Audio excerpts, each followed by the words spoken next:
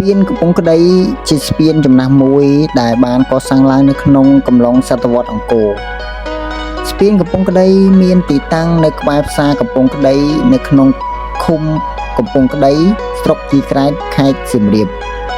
សប្តាហ៍ថ្ងៃស្ពាននេះហាក់ដូចជាគ្មានការចាប់អារម្មណ៍ពីសំណាក់អ្នកទេសចរប៉ុន្មាននោះទេស្ពាននេះកសាងដើម្បីឆ្លងកាត់ពីខេត្តសៀមរាបទៅកាន់ខេត្តកំពង់ធំនិងពីខេត្តផ្សេងទៀតដែលនៅប៉ែកខាងកើតនៃប្រទេសដោយសាងសង់កាត់ស្ទឹងជីក្រែងវាមានរាងដូចជានាគរាជកំពុងលូនក្រាបដើម្បីឲ្យអ្នកដំណើរឆ្លងកាត់ពីលើតាមបណ្ដោយផ្លូវជាតិលេខ6សប្តាហ៍ថ្ងៃស្ពាននេះមានសភាពទ្រុឌទ្រោមជាខ្លាំងដោយសារទឹកហូរកាត់ពីក្រោមខ្លាំងពេកនិងដោយសារការដឹកជញ្ជូនឆ្លងកាត់សប្តាហ៍ថ្ងៃស្ពាននេះត្រូវបានគេអភិរក្សបន្ទាប់ពីមានការសាងសង់ស្ពានថ្មីសម្រាប់ការឆ្លងកាត់ដោយទុកឲ្យស្ពានកំពង់ក្ដីនេះនៅទាក់ទាញភ្ញៀវទេសចរជាតិនិងអន្តរជាតិស្ពានកំពង់ក្ដីមានទីតាំងនៅខាងលិចជាងខាងជើងផ្សារកំពង់ក្ដីប្រហែល50ម៉ែត្រ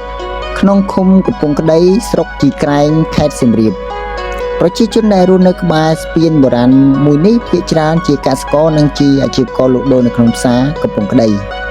ប្រជាជនតិចតួចបំផុតដែលរកកម្រៃពីការលក់ដូរនិងផ្ដល់សេវាកម្មដល់ភ្ញៀវទេសចរទៅទស្សនាស្ពានបុរាណមួយនេះ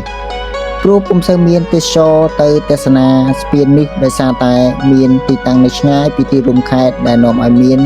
ការលំបាកនៅក្នុងការធ្វើដំណើររបស់ភ្ញៀវទេសចរជាតិនិងអន្តរជាតិការសាងសង់ស្ពានកំពង់ក្ដីជាស្ពានបុរាណដែលវែងជាងគេនៅក្នុងប្រទេសកម្ពុជាក្នុងសម័យអង្គរវាត្រូវបានសាងសង់ឡើងនៅក្នុងសតវត្សទី12នៃគ្រិស្តសករាជបើយើងមើលចម្លាក់នាគនិងថ្មគោលវាជាសិល្បៈសម័យបាយ័នចន្លោះឆ្នាំ1181ដល់1220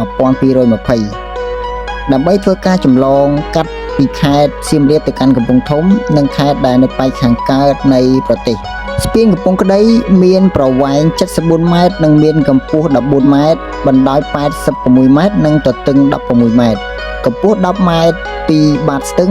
មានរណ្ដៀវចំនួន21និងសសរចំនួន20ដើមថ្មដែលគេយកមកសាងសង់គេប្រើថ្មបាយក្រៀម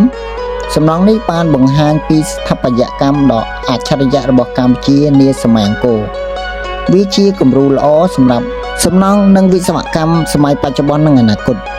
ទោះបីស្ពានកំពង់ក្ដីមានការទ្រុឌទ្រោមយ៉ាងខ្លាំងប៉ុណ្ណាក៏ដោយក៏ស្ពាននៅតែមានភាពរឹងមាំនិងមានស្ថិរភាពតទៅមុខប្រសិនបើគ្មានការបំផ្លិចបំផ្លាញឬការបើកបរយន្តឆ្លងកាត់នោះទេ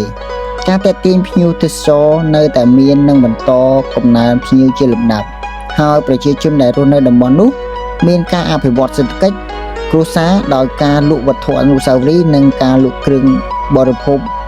និងការផ្ដល់សេវាកម្មផ្សេងៗដល់ភ្ញៀវទេសចរជាតិនិងអន្តរជាតិ